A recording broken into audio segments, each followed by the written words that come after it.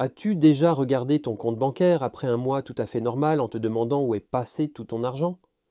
Tu n'as rien acheté de fou. Aucun achat majeur, juste des trucs normaux, les courses, quelques repas dehors, peut-être de nouveaux vêtements, bref, des dépenses normales.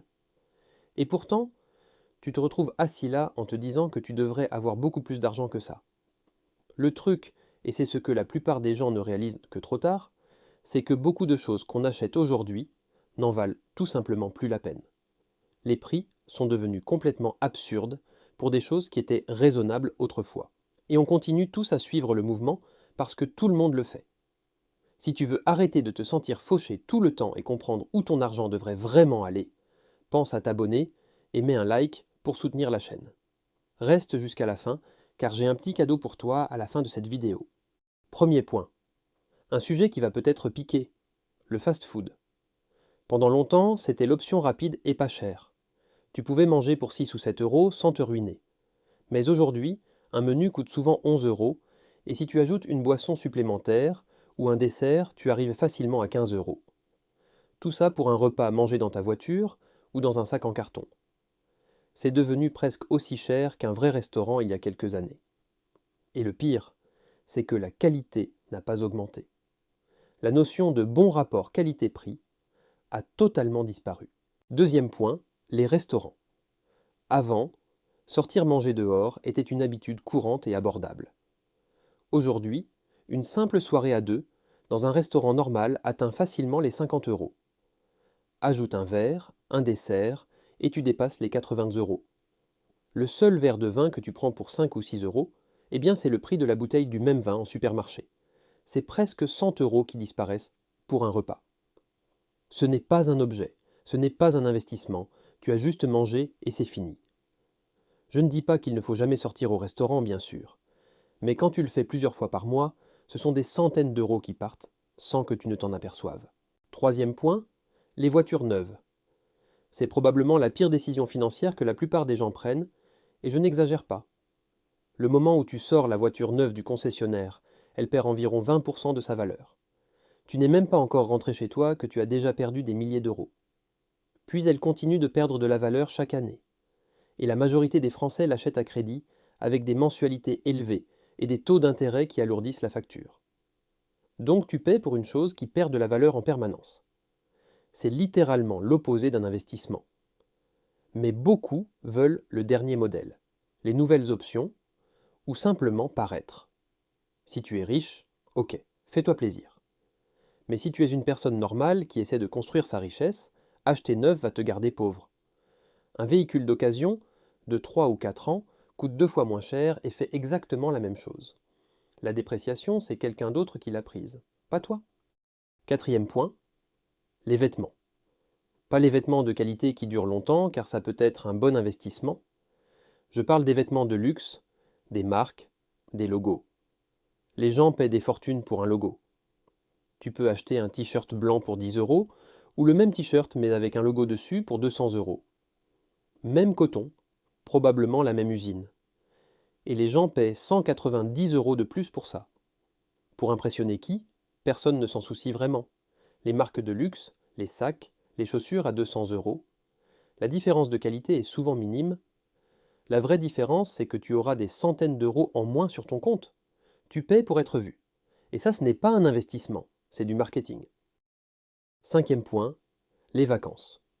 Aujourd'hui, le prix des billets d'avion ont explosé, les hôtels aussi.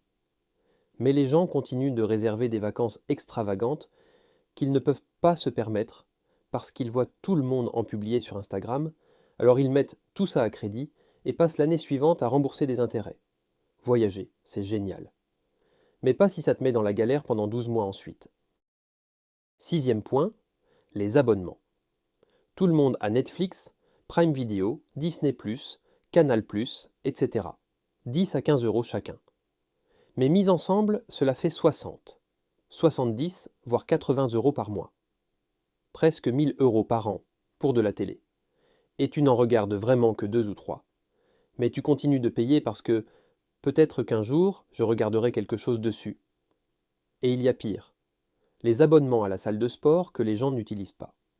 Ils paient 50 euros par mois, y vont un mois, puis plus jamais. Mais ils ont pris l'abonnement à l'année, alors c'est trop tard, ils sont piégés. 7e point, l'électronique. Chaque année, un nouveau téléphone, une nouvelle montre connectée, une nouvelle console sort, et même si ton appareil fonctionne encore parfaitement, tu te sens obligé de changer. Un smartphone moderne coûte plus de 1 000 €. Et pourtant, beaucoup de gens en prennent un nouveau tous les 2 ans, juste parce que c'est le dernier modèle. Mais la réalité, c'est que ton ancien téléphone faisait déjà 99% de ce dont tu avais besoin. Si tu gardais tes appareils 4 ou 5 ans, tu économiserais littéralement des milliers d'euros. Les entreprises sortent des modèles nouveaux chaque année, avec des améliorations mineures, et on tombe dans le piège. 8e point. La maison, la cuisine, le mobilier. On nous vend des gadgets de cuisine ultra chers, des meubles design hors de prix, etc., alors que leurs équivalents basiques font le même travail. Beaucoup financent même leurs meubles, alors ils prennent un crédit pour un canapé neuf à 3 000 €. Un canapé qui sera taché, abîmé et démodé dans quelques années. Encore une fois, pour impressionner qui? Et enfin les dépenses de statut comme les montres, les voitures de luxe, les sacs design, tout ça juste pour avoir l'air riche et cool. Mais ceux qui sont vraiment riches ne ressentent pas le besoin de le montrer. À part bien sûr sur les réseaux sociaux, où ce n'est pas la vraie vie. Ceux qui semblent riches sont souvent ceux qui n'ont rien sur leur compte. Alors où est-ce que ça nous mène? Presque tout coûte plus cher qu'avant et n'en vaut plus le prix. La solution est simple. Arrête d'acheter ce dont tu n'as pas besoin. Arrête d'essayer de suivre les autres. Arrête de croire que tu dois avoir la dernière version de tout. Cuisine plus souvent. Garde ta voiture plus longtemps. Achète d'occasion. Coupe les abonnements inutiles. Garde ton téléphone jusqu'à ce qu'il casse vraiment. Achète des produits génériques mais qui fonctionnent. Parce qu'au final, tu peux avoir l'air riche ou être riche. Mais tu ne peux pas faire les deux en même temps. Chaque euro que tu dépenses pour impressionner les autres est un euro qui ne travaille pas pour ton futur. Alors oui, peut-être que ta vie aura l'air moins impressionnante sur les réseaux. Mais tu auras quelque chose de réel que beaucoup n'ont pas. De l'argent, de l'épargne, des investissements, de la tranquillité. Tu n'as pas besoin de vivre comme un moine, c'est une question d'état d'esprit. Achète ce qui compte vraiment pour toi. Ce qui améliore ta vie ou te rend réellement heureux. En réalité, la plupart des choses que les gens achètent ne les rendent pas plus heureux à terme, elles les rendent juste plus fauchés. Les prix montent partout et ne redescendront probablement pas. Les entreprises savent qu'on continue de payer, mais on peut simplement dire non. Les gens qui comprennent ça tôt finissent confortables financièrement. Ceux qui ne le comprennent pas finissent stressés en se demandant pourquoi ils n'arrivent jamais à s'en sortir, même en gagnant correctement leur vie. Alors peut-être que c'est le moment de se demander où ton argent va vraiment.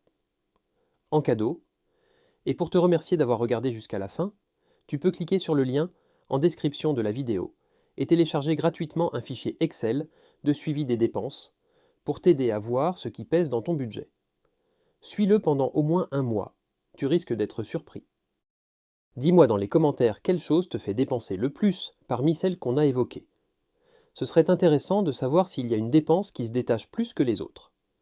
N'hésite pas à t'abonner, liker, et je te dis à très bientôt pour une prochaine leçon d'argent.